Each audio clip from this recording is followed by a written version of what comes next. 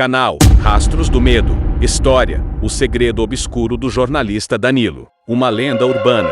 No coração vibrante de São Paulo, onde arranha-céus arranhavam o céu e a vida pulsava em ritmo frenético, Danilo era uma figura singular. Jornalista, investigativo renomado, sua caneta era afiada como um bisturi, dissecando verdades ocultas com uma coragem que beirava a imprudência. Seus artigos, sempre impecáveis e baseados em fatos, eram lidos com avidez, tanto pela crítica quanto pelo público. Ele tinha um faro inigualável para a notícia, uma persistência incansável e, acima de tudo, uma ética que parecia inabalável.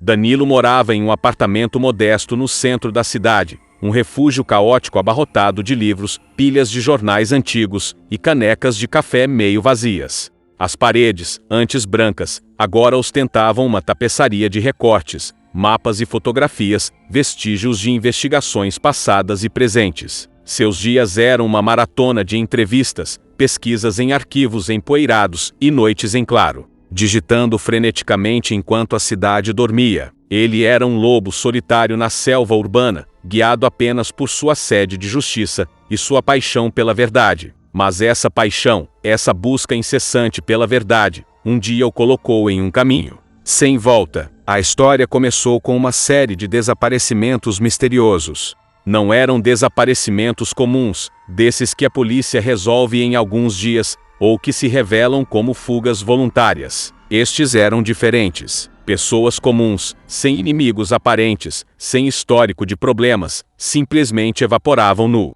ar, sem deixar rastros. A princípio, eram casos isolados, facilmente ignorados pela grande mídia, focada em escândalos políticos e celebridades. Mas Danilo, com sua intuição aguçada, sentiu um padrão, uma melodia dissonante que ecoava nos relatos fragmentados. Ele viu os pontos que ninguém mais via, as linhas invisíveis que conectavam os casos. Sua investigação o levou a becos escuros, a conversas sussurradas em bares mal iluminados e a encontros tensos com fontes relutantes. Ele mergulhou em arquivos de pessoas desaparecidas, notou detalhes que escapavam à vista de outros. Uma pequena cicatriz no pulso de uma vítima, um tipo específico de nó encontrado em um cadarço de sapato, a repetição de um padrão de vestimenta.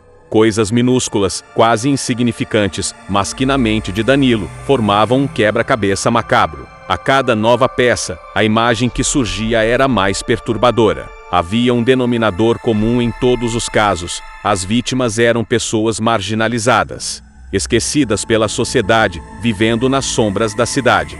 Moradores de rua, imigrantes sem documentos, trabalhadores informais. Pessoas cujas vozes eram abafadas pelo ruído da metrópole, cujas ausências passariam despercebidas para a maioria, exceto para Danilo. Ele descobriu que os desaparecimentos estavam concentrados em uma área específica da cidade, um bairro antigo e decadente, conhecido por suas ruas estreitas e labirínticas, seus prédios abandonados e uma aura de desolação. Um lugar onde a luz do sol parecia ter dificuldade em penetrar e onde os segredos pareciam se enraizar nas próprias pedras das calçadas. À medida que a investigação avançava, Danilo começou a receber avisos velados, ligações anônimas, com vozes distorcidas que murmuravam ameaças, bilhetes deixados sob a porta de seu apartamento com símbolos estranhos. Ele os ignorava, alimentado pela adrenalina da caça e pela convicção de que estava perto de algo grande, algo que chocaria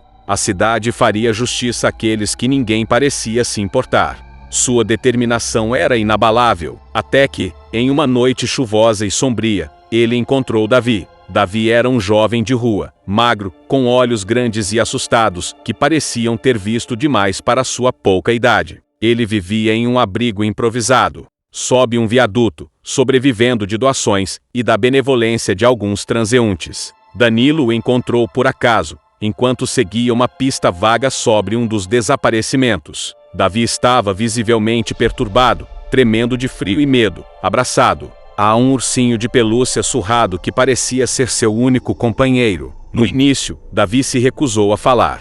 Seus lábios tremiam, seus olhos desviavam o olhar, como se temesse que cada palavra o levasse a um perigo ainda maior. Danilo, com sua paciência e tato habituais, ofereceu-lhe um café quente e um cobertor. Ele falou com Davi não como um jornalista, sedento por uma história, mas como um ser humano preocupado, alguém que genuinamente se importava. Demorou horas, sob a luz bruxuleante de um poste de rua, para que Davi finalmente cedesse. E o que Davi revelou gelou o sangue de Danilo. O garoto contou uma história de horror. Falou sobre uma figura sombria que espreitava nas sombras do bairro antigo. Não era um assassino comum, um ladrão ou um criminoso sádico. Era algo mais antigo, algo que se alimentava do medo e da desesperança. Davi descreveu rituais estranhos, sussurros em uma língua desconhecida ecoando pelas paredes de um prédio abandonado, e a sensação de uma presença gélida que acompanhava os desaparecimentos. Ele viu coisas que uma criança não deveria ver. Sombras que se moviam por conta própria, vultos que se desintegravam no ar, e o som de gritos abafados que pareciam vir de debaixo da terra. O mais chocante foi a localização. Davi apontou para um antigo orfanato desativado, um edifício imponente e decrépito, com janelas quebradas que pareciam olhos vazios, e uma fachada manchada pelo tempo. O lugar era um labirinto de corredores escuros e salas em ruínas, com um passado sombrio, e rumores de assombrações que circulavam entre os moradores locais. Ninguém se atrevia a se aproximar do orfanato, e sua presença se erguia como uma cicatriz na paisagem urbana. Davi jurou que havia visto uma das vítimas, uma mulher idosa que vendia flores na praça, sendo arrastada para dentro do orfanato por uma figura alta e encapuzada. Ele descreveu a mulher lutando, seus gritos se misturando ao vento, e a figura arrastando-a para as profundezas do prédio, como se a terra a engolisse. O terror nos olhos de Davi era palpável, um testemunho mudo de que ele não estava inventando a história. Ele descreveu o ar gélido que emanava do local, o cheiro de mofo e algo mais, um odor metálico e adocicado, que ele não conseguia identificar. Danilo, embora cético por natureza, sentiu um calafrio percorrer sua espinha. A descrição de Davi era tão vívida, tão cheia de detalhes que um garoto de rua dificilmente inventaria. Havia uma sinceridade crua em suas palavras, um desespero que não podia ser fabricado. A intuição de jornalista de Danilo, que nunca o havia falhado, gritava que Davi estava falando a verdade. Uma verdade terrível. Com a informação de Davi, Danilo intensificou sua investigação. Ele passou dias e noites no arquivo público, pesquisando a história do orfanato. Descobriu que o lugar havia sido palco de eventos trágicos no passado, incluindo a morte misteriosa de várias crianças e cuidadores, e que havia sido fechado abruptamente décadas atrás, sem uma explicação clara. Os registros eram incompletos, com páginas faltando e datas apagadas, como se alguém tivesse deliberadamente tentado apagar a história do local. Ele também descobriu que, nas últimas décadas, vários relatos de pessoas que se aventuraram no orfanato, apenas por curiosidade ou por desafio, desapareceram sem deixar vestígios. A polícia, na maioria das vezes, arquivava os casos como fuga ou desaparecimento voluntário, sem uma investigação aprofundada. O orfanato era uma ferida aberta na história da cidade, um lugar que todos preferiam ignorar. Armado com as informações de Davi e suas próprias descobertas, Danilo sentiu que tinha uma matéria explosiva em mãos. Uma matéria que não apenas revelaria a verdade sobre os desaparecimentos, mas também exporia uma rede de ocultamento e negligência por parte das autoridades. Ele começou a escrever, suas palavras jorrando como um rio furioso. Cada frase era um golpe contra a escuridão, cada parágrafo uma revelação chocante. Ele detalhou os desaparecimentos, a descrição de Davi da figura sombria, a história macabra do orfanato. Ele estava prestes a entregar a maior matéria de sua carreira. Mas então, em uma noite de insônia, enquanto revisava seu artigo, uma pequena foto antiga, solta entre os documentos do orfanato, caiu de seus papéis. Era uma foto desbotada, em preto e branco, mostrando um grupo de crianças e cuidadores em frente ao orfanato, décadas atrás. E no meio deles, um rosto familiar. Um rosto jovem, quase irreconhecível, mas inconfundível. Era o rosto de seu próprio pai. Danilo sentiu o chão desabar sob seus pés. Seu pai, um homem que ele idolatrava, um pilar de moralidade e integridade, nunca havia mencionado nada sobre o orfanato. Nunca. Danilo o conhecia como um pacato contador aposentado, um homem que dedicava seus dias à família e ao jardim. A imagem de seu pai na foto, tão jovem e sorridente, contrastava brutalmente com a atmosfera sombria do lugar e a terrível verdade que ele estava desenterrando. A mente de Danilo entrou em um turbilhão. Ele releu o artigo, e de repente, cada palavra, cada detalhe assumiu um novo e aterrorizante significado. Se seu pai estava conectado ao orfanato, ele poderia estar conectado aos segredos que o orfanato guardava. A possibilidade, por mais absurda, o atingiu como um raio. Era impossível. Ou era? Ele tentou racionalizar. Talvez seu pai tivesse trabalhado lá por um curto período. Talvez fosse apenas uma coincidência, mas o pânico crescia. Em seu peito, uma sensação gélida que se espalhava por suas veias. Ele olhou para a data da foto. 1978, exatamente o ano em que os desaparecimentos no orfanato começaram a ser relatados com mais frequência, embora abafados, e o ano em que seu pai havia sumido por vários meses, alegando ter ido trabalhar em outra cidade. Uma desculpa que Danilo, criança na época, nunca questionou. Danilo sentiu um nó na garganta. Ele não podia publicar, não sem saber a verdade completa, não sem confrontar seu pai. Na manhã seguinte, ele visitou a casa de seus pais, um lar aconchegante e cheio de memórias. Seu pai, agora um homem idoso e frágil, estava regando as orquídeas no jardim, um sorriso gentil nos lábios. A visão do pai, tão pacífico e alheio à tempestade que se formava na mente de Danilo, tornava tudo ainda mais doloroso. Danilo, com a voz embargada, perguntou ao pai sobre o orfanato. A princípio, o pai de Danilo hesitou. Seu rosto, antes sereno, se contraiu em uma expressão de surpresa e, em seguida, de profunda tristeza. Ele tentou desviar o assunto, mas Danilo foi implacável. Ele mostrou a foto, suas mãos tremendo. E, então, as palavras saíram do pai de Danilo como um rio represado, que finalmente rompe a barreira. Uma história que ele havia guardado por décadas, uma história que o assombrava em seus pesadelos. Seu pai havia sido um dos jovens cuidadores do orfanato, um idealista, cheio de esperança e desejo de ajudar as crianças carentes. No início, tudo parecia normal. As crianças eram bem cuidadas, o ambiente era limpo. Mas com o tempo, ele começou a notar coisas estranhas. Crianças que desapareciam sem explicação. Sussurros de um grupo misterioso que se reunia à noite na parte mais profunda do orfanato, em um porão que ninguém tinha permissão para entrar. Seu pai descreveu como o diretor do orfanato, um homem austero e carismático, começou a impor regras cada vez mais rigorosas, e a atmosfera do lugar se tornou opressiva. Os cuidadores mais velhos, que antes eram gentis e acolhedores, pareciam se transformar, seus olhos vazios, suas vozes monótonas. Ele falou sobre uma crescente sensação de dread, uma energia escura que parecia permear as paredes do edifício. Ele também mencionou os jogos noturnos.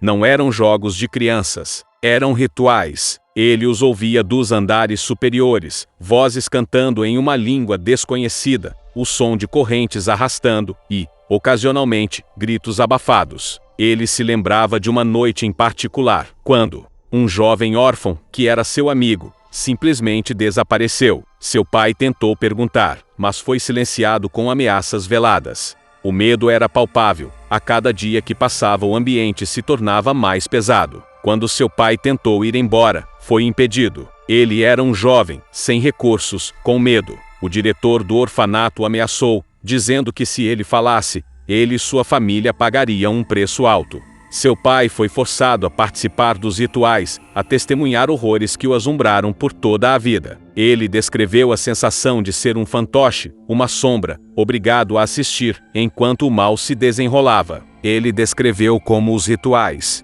envolviam invocações a entidades antigas, e como a cada desaparecimento, a energia do lugar parecia se fortalecer, o ar se tornando mais denso, mais carregado. Ele era um prisioneiro do orfanato, aprisionado pelo medo e pela ameaça. Ele só conseguiu escapar quando um incêndio misterioso, de origem desconhecida, tomou conta de uma parte do orfanato, causando um caos que permitiu a alguns poucos, incluindo seu pai, fugir. Ele fugiu e nunca olhou para trás. Ele enterrou o passado tão profundamente que nem mesmo Danilo, seu próprio filho, soube de sua existência. Mas o orfanato, seus segredos e os rituais continuaram assombrando-o em seus pesadelos. Ele vivia com o peso da culpa, da covardia, do medo que o impedia de falar. Danilo ouvia, sua mente processando cada palavra com uma mistura de horror e incredulidade. Seu pai, a quem ele sempre viu como um herói, era uma vítima, um sobrevivente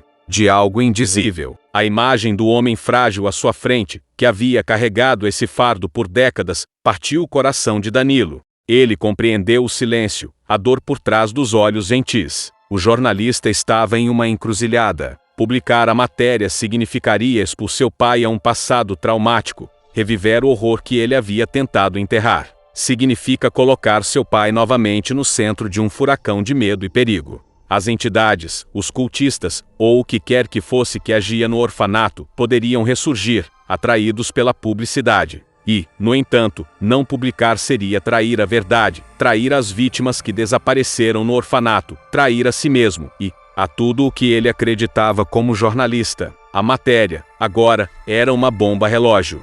Danilo voltou para seu apartamento, a mente em ebulição. Ele olhava para as palavras em sua tela, cada uma delas carregando o peso de uma responsabilidade imensa. A tentação de apagar tudo, de fingir que nunca havia descoberto a verdade. Era forte, mas o rosto de Davi, os olhos assustados do garoto e os rostos das vítimas desaparecidas vinham à sua mente. Ele não podia ignorá-los. Foi então que a ideia, distorcida e perigosa, começou a tomar forma em sua mente. Ele publicaria a matéria, mas ele a mudaria, ele a distorceria. Danilo passou as próximas 48 horas em um frenesi. Ele reescreveu trechos inteiros, mudando nomes, datas e locais. O orfanato, em sua nova versão, tornou-se um armazém abandonado em um bairro industrial. A figura sombria, uma gangue de traficantes de órgãos. Os rituais, operações clandestinas. Ele manteve a isência dos desaparecimentos, a marginalização das vítimas, mas removeu qualquer vestígio de sobrenatural,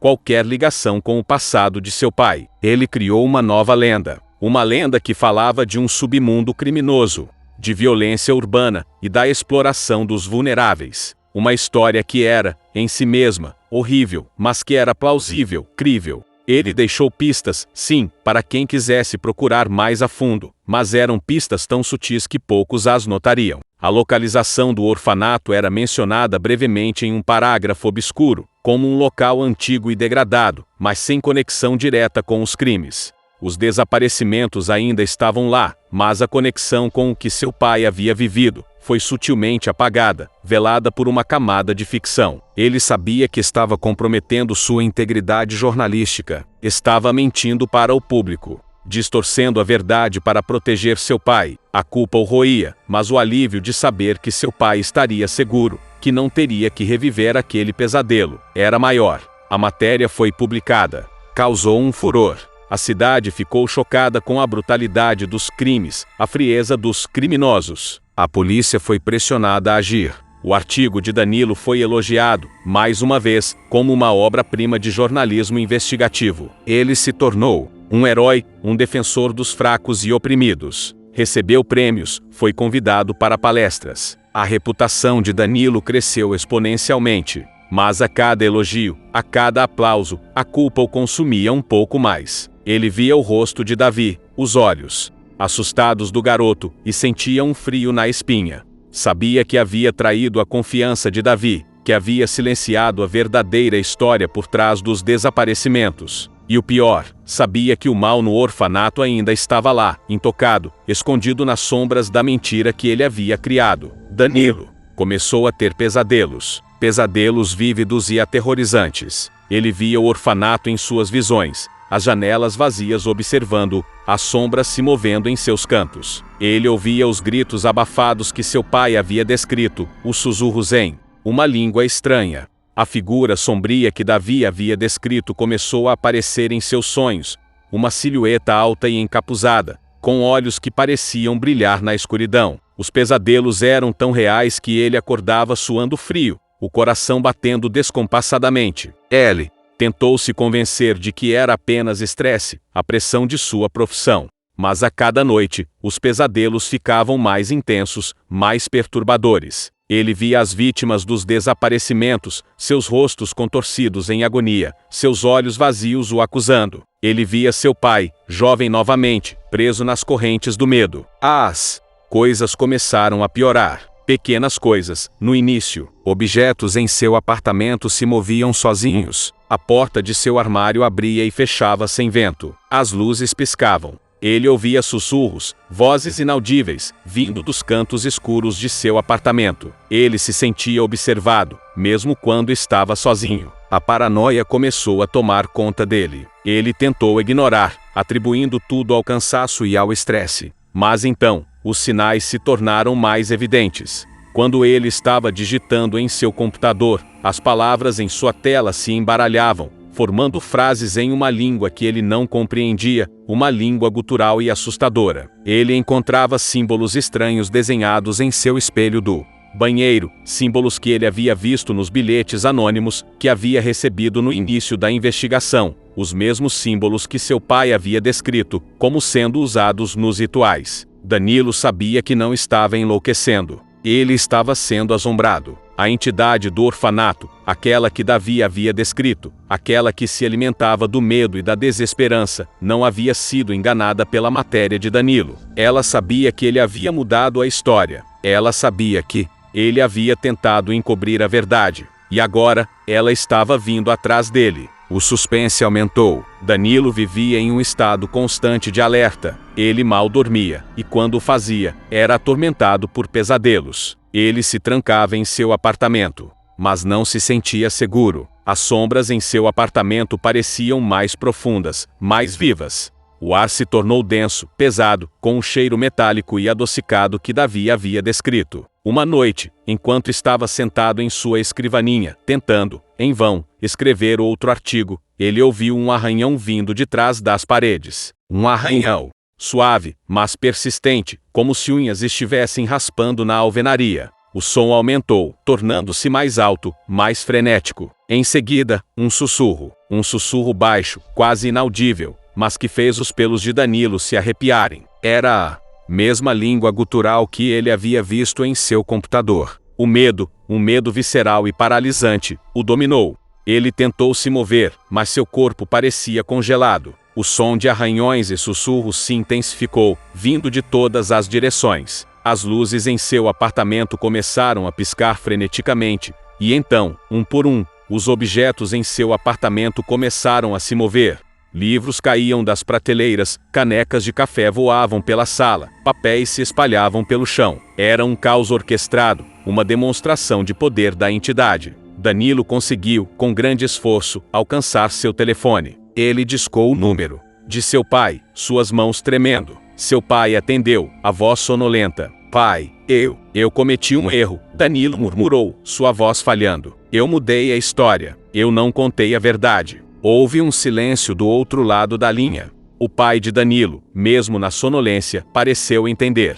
Danilo, o que você fez? Ela sabe. Pai, ela sabe o que eu fiz. Ela está aqui. No mesmo instante, um barulho ensurdecedor veio da cozinha. Um vaso de flores caiu no chão, estilhaçando-se em 1000 pedaços. Um grito agudo escapou da garganta de Danilo. Ela sabe, pai. Ele repetiu, a voz cheia de desespero. Ela está me assombrando. Eu vejo as sombras, eu ouço os sussurros. Do outro lado da linha, o pai de Danilo suspirou. Uma tristeza profunda permeava sua voz. Filho, eu te avisei que essas coisas não podiam ser escondidas. O que você fez foi atrair a atenção dela para você. O que eu faço? Pai, eu estou com medo. Você tem que ir ao orfanato, Danilo, seu pai disse, sua voz agora firme, mas ainda carregada de uma dor antiga. Você tem que ir lá e desfazer o que você fez. Você tem que contar a verdade. É a única maneira de se livrar dela. A ligação foi cortada abruptamente. Danilo ficou ali, tremendo, o telefone ainda em sua mão. Ir ao orfanato? O lugar que seu pai havia temido por décadas? O lugar que era o epicentro de todo aquele horror? Mas ele sabia que seu pai estava certo. Não havia outra saída. Ele havia despertado algo, e agora, tinha que confrontá-lo. Com uma coragem que ele não sabia que possuía. Danilo se levantou. O apartamento estava em frangalhos, uma bagunça de objetos quebrados e papéis espalhados. A presença da entidade era palpável, um frio gélido que penetrava em seus ossos. Ele pegou as chaves do carro, sua carteira e, por um impulso, uma antiga câmera fotográfica que ele usava em suas primeiras investigações. Ele tinha que documentar tudo, tinha que ter provas, mesmo que ninguém acreditasse nele. A viagem até o orfanato foi um borrão. A cidade parecia mais escura, mais ameaçadora. As ruas estavam vazias, e a chuva fina parecia lavar o mundo de qualquer cor, deixando-o em tons de cinza e preto. O rádio do carro começou a chiar, as estações mudando. Sozinhas, e vozes distorcidas murmuravam palavras ininteligíveis. O relógio no painel do carro piscava, e o ponteiro da gasolina parecia cair rapidamente. Quando ele chegou ao orfanato, a cena era ainda mais assustadora do que ele se lembrava. O edifício se erguia contra o céu noturno como um esqueleto, suas janelas quebradas parecendo olhos vazios que o observavam. A cerca de ferro, enferrujada e torta, rangia com o vento. Um letreiro desbotado, quase legível, pendia torto sobre o portão: Orfanato São Judas. O nome, que antes soava como um local de caridade, agora parecia um epitáfio. Danilo hesitou por um momento. O instinto de sobrevivência gritava para ele fugir, para voltar para casa e fingir que nada havia acontecido. Mas o rosto de Davi, os gritos das vítimas em seus pesadelos e o olhar cansado de seu pai o impulsionaram para a frente. Ele empurrou o portão, que rangeu em protesto, e entrou no terreno. A grama estava alta e seca, e o cheiro de mofo e podridão era intenso. As árvores, sem folhas, pareciam braços esqueléticos se estendendo para o céu. A cada passo, o som de seus próprios sapatos na grama seca parecia ecoar, amplificado pelo silêncio opressor do lugar. A porta principal estava entreaberta, como se o orfanato esperasse. Uma escuridão profunda espreitava em seu interior. Uma escuridão que parecia viva, pulsando com uma energia maligna. Danilo acendeu a lanterna de seu celular, e a luz fraca mal conseguia penetrar a escuridão densa. Ele entrou, e a porta rangeu, fechando-se sozinha com um estrondo assustador. O som reverberou pelos corredores vazios, e Danilo sentiu o coração acelerar. Ele estava preso. O interior do orfanato era ainda mais macabro. As paredes estavam descascadas, o papel de parede mofado pendia em tiras. Móveis em ruínas estavam espalhados, cobertos por uma camada espessa de poeira. O ar era pesado e frio, e um cheiro metálico e adocicado, que ele reconheceu como o cheiro da entidade, era mais forte do que nunca. Danilo começou a caminhar pelos corredores, sua lanterna varrendo as sombras. A cada passo, o orfanato parecia sussurrar, as paredes pareciam respirar. Ele ouvia vozes abafadas vindo de salas vazias, o choro de crianças, risadas malignas. E o pior, o som de correntes arrastando, o mesmo som que seu pai havia descrito. Ele chegou à sala principal, que outrora fora um salão de jogos para as crianças. Agora, estava em ruínas, com brinquedos quebrados espalhados pelo chão e uma lousa de ardósia, coberta de pó, que parecia ter sido usada recentemente.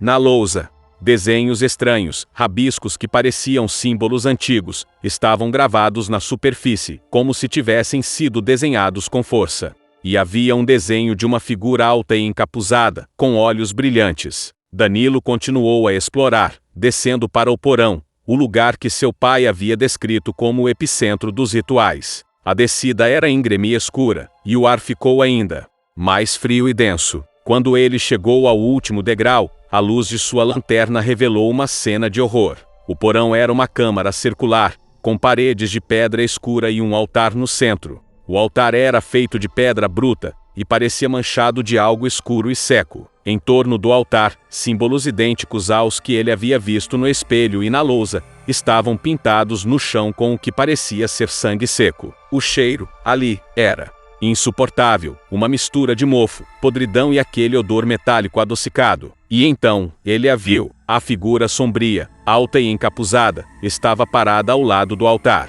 Não era uma pessoa, mas uma silhueta escura, sem rosto, sem forma definida. Seus olhos, ou o que pareciam ser olhos, brilhavam com uma luz vermelha e maléfica na escuridão. A entidade não se moveu, apenas o observou, como se esperasse. Danilo sentiu seu corpo gelar. O medo, dessa vez, não o paralisou completamente. Ele sabia o que tinha que fazer. Ele pegou sua câmera, suas mãos tremendo. Ele apontou a lente para a entidade, para o altar, para os símbolos no chão. Ele começou a tirar fotos, o flash, iluminando o porão com explosões de luz, revelando a cena em detalhes nítidos. A cada flash, a entidade parecia se contorcer, como se a luz a machucasse. O cheiro adocicado se tornou mais intenso, e a temperatura no porão caiu ainda mais. O ar ficou pesado, e Danilo sentiu uma pressão esmagadora em seu peito, como se estivesse sendo esmagado. Então, ele começou a falar. Ele falou em voz alta, sua voz ecoando no porão. Ele contou a verdade. Ele descreveu os desaparecimentos, o que Davi havia visto, o que seu pai havia testemunhado. Ele descreveu a figura sombria, os rituais, o mal que havia se enraizado no orfanato. Ele falou sobre como ele havia mudado a história, como havia tentado encobrir a verdade. Ele confessou sua culpa, sua covardia, sua traição à verdade. A cada palavra, a entidade parecia crescer, sua silhueta se tornando mais imponente. Os sussurros se transformaram em um rosnado baixo, e os olhos vermelhos brilhavam com uma intensidade assassina. O ar no porão ficou carregado de energia, e Danilo sentiu uma dor aguda em sua cabeça, como se seu cérebro estivesse sendo espremido. Mas ele continuou falando. Ele se recusava a parar. Ele estava lá para libertar a verdade, não importa o custo. Quando ele terminou, o porão estava em silêncio. A entidade o observava, seus olhos vermelhos fixos nele. Por um instante, Danilo pensou que havia falhado. Que a entidade o dominaria, o consumiria, como havia feito com as outras vítimas. Mas então, algo mudou. A aura sombria que envolvia a entidade começou a diminuir. A figura alta e encapuzada começou a encolher, a se contorcer, como se estivesse se desintegrando. Os olhos vermelhos piscaram e se apagaram. O cheiro adocicado diminuiu, e o ar no porão se tornou menos opressivo. A entidade se transformou em uma névoa escura, que se contorceu e flutuou pelo porão, antes de desaparecer completamente através de uma rachadura na parede. O silêncio que se seguiu não era mais opressor, mas uma quietude calma e, de alguma forma, purificadora. Danilo caiu de joelhos, ofegante. Seu corpo estava exausto, sua mente atordoada, mas ele sentiu um peso sair de seus ombros, um fardo que ele carregava. Desde que havia mudado a matéria, ele havia cumprido sua missão. Ele se levantou, cambaleando, e olhou ao redor. O porão ainda era sombrio e empoeirado, mas a energia maligna havia desaparecido. O ar estava mais leve, mais respirável. A maldição que pairava sobre o orfanato parecia ter sido quebrada. Ele saiu do orfanato, o sol já começando a surgir no horizonte, pintando o céu com tons de rosa e laranja. A cidade, que antes parecia sombria e ameaçadora, agora começava a despertar, sua vida pulsando com uma nova esperança. Danilo nunca publicou a história verdadeira, com todos os detalhes sobrenaturais. Ele não podia fazer isso, não sem pôr em risco a segurança de seu pai, mas ele nunca mais mentiu em suas matérias. Ele se tornou um defensor ainda mais fervoroso da verdade, um jornalista que se recusava a se curvar à pressão, ou ao medo. Ele sabia que o mundo nem sempre estava pronto para a verdade, mas ele faria sua parte para revelá-la, da maneira que fosse possível, sem comprometer aqueles que amava. Ele continuou a ter pesadelos ocasionalmente, mas eles eram menos intensos, e a figura sombria nunca mais apareceu. As vozes sussurrantes e os objetos em movimento desapareceram completamente. A entidade havia se retirado, talvez satisfeita com a confissão de Danilo, talvez enfraquecida pela verdade que ele havia liberado. Davi, o jovem de rua, foi encontrado por uma equipe de resgate social, motivada pelos crimes noticiados por Danilo. Ele foi levado para um abrigo seguro, recebeu tratamento e finalmente conseguiu uma chance de uma nova vida. Danilo visitou várias vezes, e os dois desenvolveram uma amizade improvável, baseada em um segredo compartilhado e em uma conexão com o lado mais sombrio da cidade. Davi nunca soube a extensão total da verdade que Danilo havia descoberto e encobriu, mas ele sabia que Danilo era o único que havia acreditado nele, que havia se importado com sua história. O orfanato, por sua vez, permaneceu abandonado, mas os relatos de aparições e eventos estranhos cessaram. A aura de dread que o envolvia diminuiu, e as pessoas começaram a passar por ele, sem sentir o calafrio que antes as assombrava. Era como se a verdade tivesse purificado o lugar, libertando-o da escuridão que o aprisionava. Danilo, o jornalista que mudou a verdade para esconder um segredo obscuro, aprendeu uma lição valiosa. A verdade, mesmo que dolorosa, sempre encontra um caminho. E às vezes, para proteger aqueles que amamos, somos forçados a fazer escolhas difíceis, a navegar em um terreno moralmente cinzento. Mas o mais importante é que, no final, a verdade deve prevalecer, mesmo que de uma forma disfarçada. E a escuridão, por mais poderosa que seja, sempre pode ser dissipada pela luz da honestidade. E assim, a lenda urbana do jornalista que mudou. O texto para esconder um segredo obscuro se espalhou, não nos jornais, mas em sussurros, em conversas silenciosas nas sombras. Uma história de medo, sacrifício e a busca implacável pela verdade, mesmo quando essa verdade é aterrorizante. Uma história que serve como um lembrete de que o mundo é mais complexo do que parece, e que as maiores batalhas são travadas nas profundezas da alma humana. E aí, o que acharam dessa história? Deu um frio na espinha, não é? Se você chegou até aqui, é porque o medo te prendeu de verdade. Se você curtiu essa viagem pelos rastros do medo, não esqueça de deixar o seu like aqui embaixo e Sergipe inscrever no canal para não perder nenhuma das nossas próximas histórias aterrorizantes. E para não deixar você com saudade, tem outro vídeo assustador aparecendo aí na tela agora mesmo. Clica lá e continua essa jornada comigo pelos segredos mais sombrios da nossa realidade. Até a próxima, e bons pesadelos!